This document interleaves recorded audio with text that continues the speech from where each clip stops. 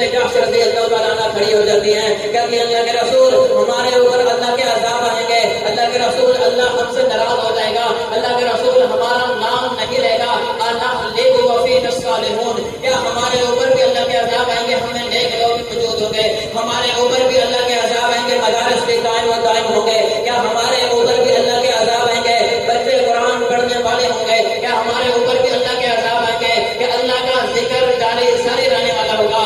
آخر فرمایا گا اذا نسخ الخمس، جب گناہ کو گناہ نہیں سمجھا جائے گا، جب گناہ عام ہو جائے گا، پھر ایک تو نیک نیکی کو نہیں دیکھا جائے گا، پھر اللہ کے عذاب کے لیے تیار رہنا۔ اور آج ہم دیکھ رہے ہیں اور ایک حدیث